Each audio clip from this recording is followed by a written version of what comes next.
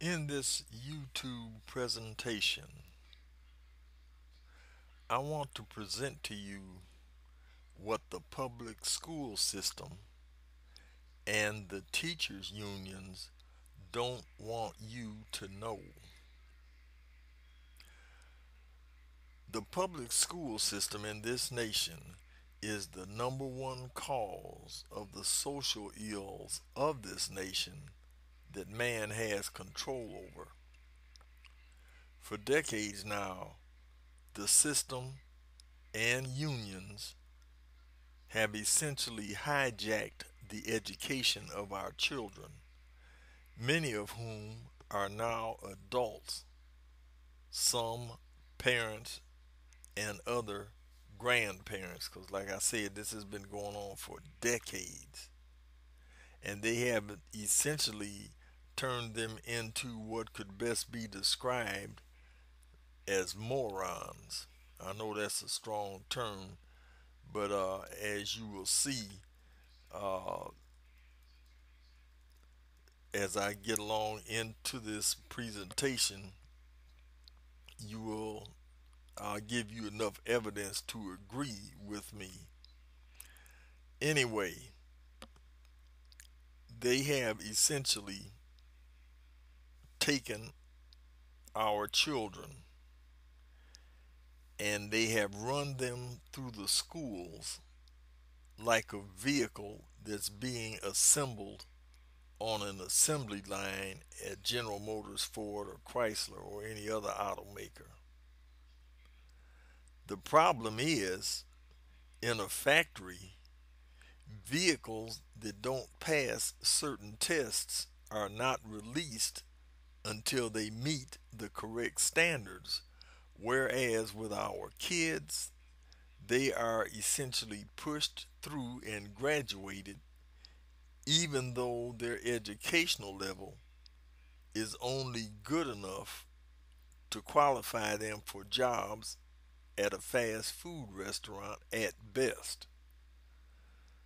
The comedian Sinbad addressed this issue in one of his performances. I want you to take a look. And you know what's scary? Now you going to fast food places. I'm telling you, I'm glad some of y'all in college. Because I tell you, the educational system in America is scary. They say, man, 20%, less than 20% of these kids are pulling like 2.0s, man. How can you not get a 2.0 in high school? Where is Columbus, Ohio? It's a trick question. High school kids nowadays, man, don't have that basic education. Did you see them working at McDonald's? Man, just go ahead and cook some burgers. Don't go out. You walk in McDonald's, them little kids be confused. They got pictures of food on the cash register. They don't have any more money, pictures of food, and still got to be trained.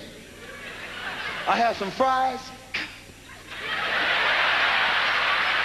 I just got here last week. They don't look like real fries, you know.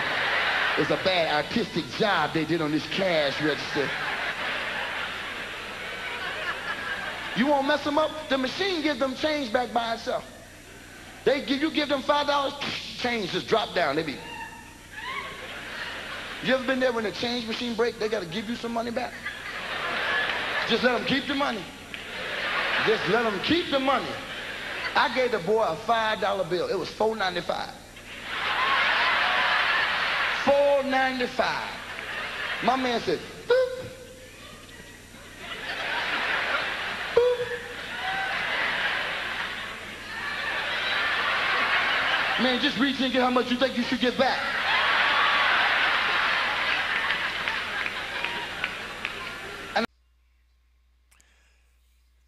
As you can see, even in his routine, Sinbad is addressing real facts. And even though it's funny, when you're sitting up there listening to him talk, in reality, it's not funny at all. Here we are, the richest, most powerful nation on earth, in our educational system, the one that used to turn out people that have made their mark in history for making this nation one of the most admired nations, and our the school system at that time one of the most admired school systems in the world. That was then, but now it's nothing but a joke talking about the public school system. But it doesn't stop there. I want you to take a look at this clip,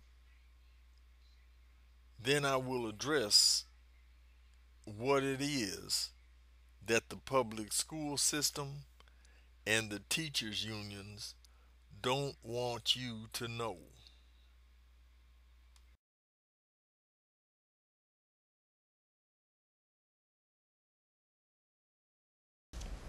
Enrollment has been declining at Catholic schools across the country, but it's clearly not because of student performance. Statistics show even with far fewer dollars spent per student, Catholic school students are outperforming those who go to public schools. As Fox's Peter Ducey tells us, the proof is in the numbers. America's Catholic schools say their 2 million plus students will score on average 23 to 43 points higher than public school kids on their SATs, even though parochial schools spend thousands less per pupil.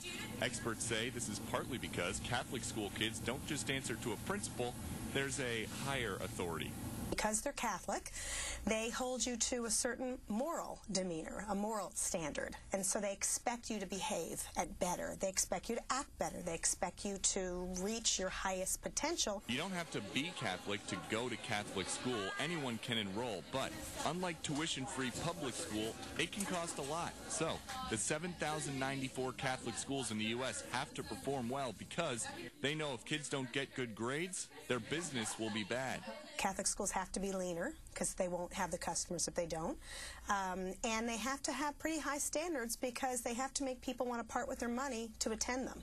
Catholic schools are also able to choose their own textbooks and teachers because they don't typically get tangled up with big bureaucracies or unions.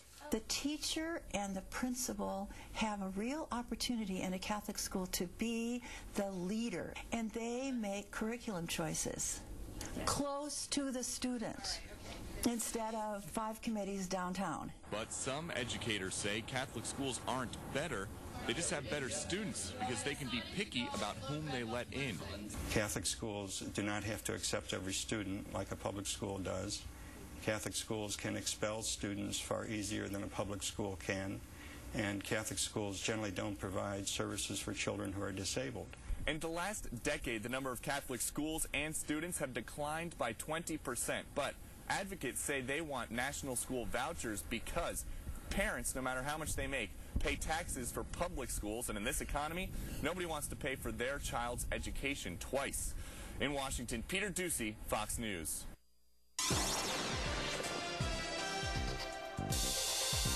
And frigid cold air mass on top of us for the rest of today and So, having looked at that clip, what are we to come away with? Well, the first thing that is quite obvious, as they started out with, is the fact that the parochial school system, well, they talking about Catholic schools, but I would say any religious school, whether it's Catholic, Lutheran, or whatever, or even if it's Muslim schools or whatever the case may be, the students in these schools are outperforming students in the public schools with far fewer dollars. In other words, cheaper.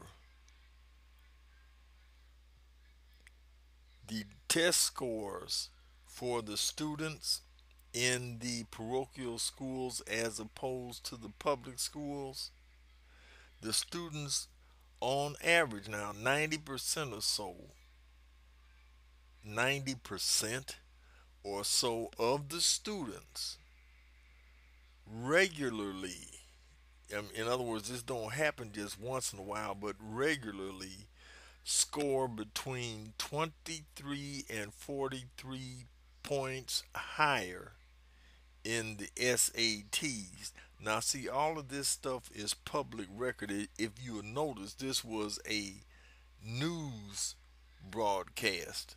In other words, this is news. That means the information is out there. But the Detroit Public Schools and the teachers' unions don't want you to know about it. Parochial schools spend thousands of dollars less per pupil than the public school system does. I think the public school system, the average, I'm throwing a number out here now because I can't remember exactly when I was sending my child to parochial school, but the public school teachers, uh, on average, the parochial school teachers make about 40% less than the public school teachers, and I don't think they have as many benefits as the public school the teachers do in the public school system.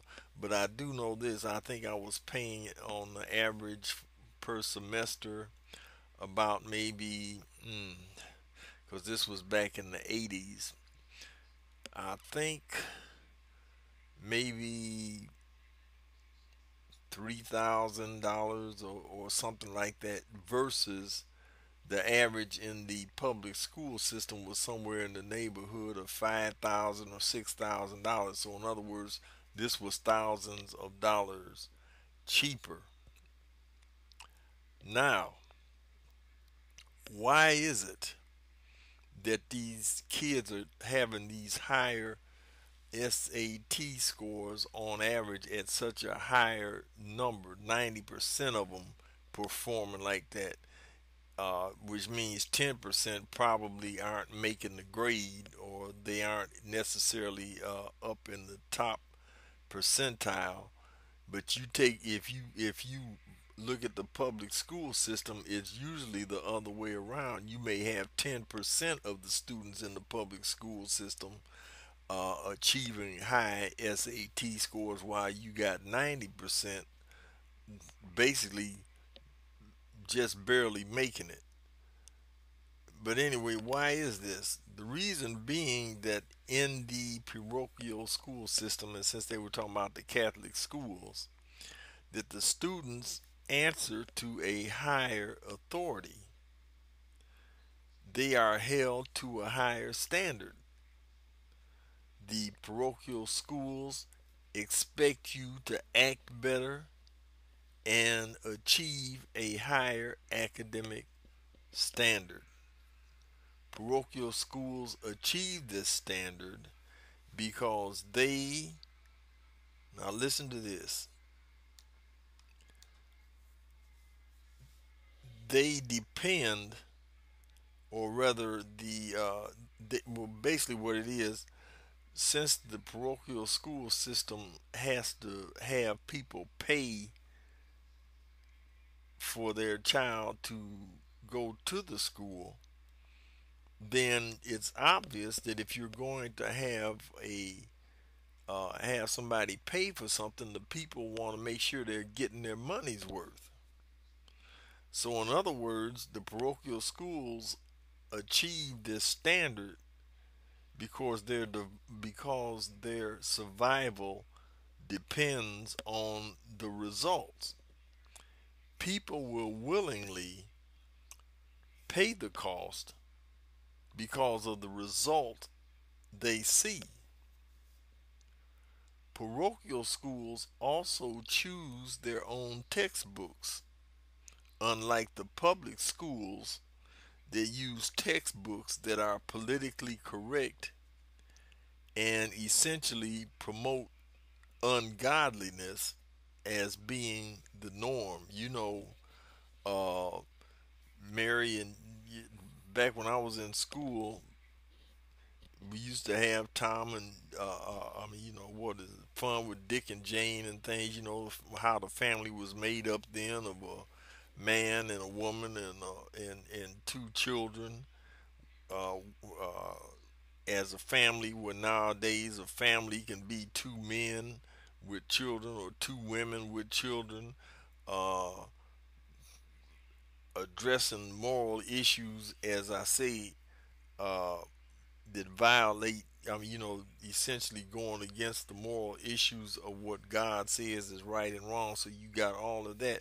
Whereas in the parochial schools, this is what is uh, part of the curriculum and the foundation. So in other words, you got one school, one system, one school system where God is the centerpiece of that school system versus the public school system where God is not allowed.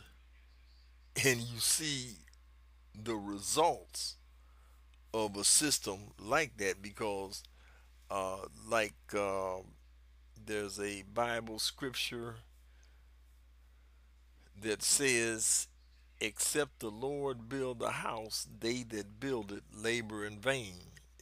And then it says, except the Lord keep the city, the watchman waketh but in vain. Let me see if I can find that scripture for you and read it for you. Yeah, that scripture is found in the Psalms 127 and verse number 1. Except the Lord build the house, they labor in vain that build it. Except the Lord keep the city, the watchman waketh but in vain. Let's change the part where it says, except the Lord build the house, to except the Lord build the school system. They that are trying to build the school system are laboring in vain. Well, when you look at what's happening between the parochial schools and the public schools, you can see the public schools don't have God in them, so the system is failing. The parochial schools have God in it, and they are flourishing. What more do you, what more proof or whatever do you need? Anyway, one of the another thing is this: uh, parochial schools, like I said, they choose their own textbooks, unlike the public schools that use textbooks that are politically correct and promote ungodliness as being the norm. But also, the parochial schools, don't have to deal with unions where they would have to be paying union scale to teachers and be providing excessive benefits. So that's part and parcel of why it costs so much for our children to go to the public schools in the first place, not because of uh, what a lot of people would try to get you to believe because of the cost of materials and stuff. No, it's basically on a scale of, to put it to put it the way one administrator that used to be in the public school, he used to be a public school superintendent, put it. He said, out of every dollar that goes into the public school system, 90 cents or 92 cents, I mean, was it between 88 and 92 cents of every dollar that goes into the public school system goes for administrative costs. That means the school board, the superintendent, the teachers, their wages, their salaries, their benefits, and all that other, which means you got between 8 cents and 12 cents going into the classroom for textbooks and stuff for the students. Whereas if you go into a parochial school, the numbers are almost reversed. You got 90% of the dollars and things going into the classroom for the school books, for the computers, and like I said, since the parochial schools choose their own books, they don't have to deal with a lot of garbage that is going to be a conflict with their religious beliefs. Now, when you look at that, uh, I want you to consider this as well because see, uh, here's the point. As I just said, you have a public school system which is free only because it is taxpayer funded that is turning out what could best be described as garbage. Essentially, if you look at the bottom line, just like Sinbad was talking about, kids graduating from school with 2.0 grade point averages and things, those kids should still be in school. But no, the public school system runs them through, throws them out there and things. Then they aren't qualified to get a good paying job. The only thing they can do is go work at McDonald's, and they can't even hardly fill out a job application. You got all that mess going on, and taxpayers are steadily being funded, funding this garbage. Uh, and then you look at the fact that the teachers are getting wages that eclipse what parochial school teachers get, but the parochial schools, turn out a product that is nearly twice as good as the public school system does. Now, let me ask you a question. How stupid do you have to be to see uh, where the problem is? Which one of the two do you think is better for your kids? Public schools or parochial schools? Well, people try to talk about how smart and how intelligent they are. Think about this. Uh, when it comes down to dealing with the school system and school teachers and unions and so forth, what makes it even worse, not the fact, about the condition of how our students are graduating from public schools, but it's the fact that teachers are always telling us they need better wages so that good teachers will stay in the public school system. So here you got a school system turning out garbage, and then the teachers and the administration of the public schools are going to come around and tell us that the teachers need better wages so that we can keep keep good teachers in the public school system. Now, what's wrong with that picture? If the system is failing, not because of teachers aren't getting good wages. If in fact, if you look at it, uh, let's look at it like this: if I hire a contractor to do a job on my house, and it turns out that the job that he's doing is garbage, do you think I am going to give him more money to possibly get a better job done? No. I'll fire him and get someone else that knows what they are doing.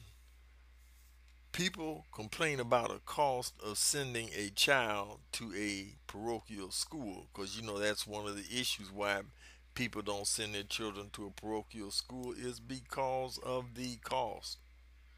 Well, if you look at it, here in Detroit, we had several opportunities to get a voucher system that would have allowed us to send our kids to parochial schools or other schools of choice.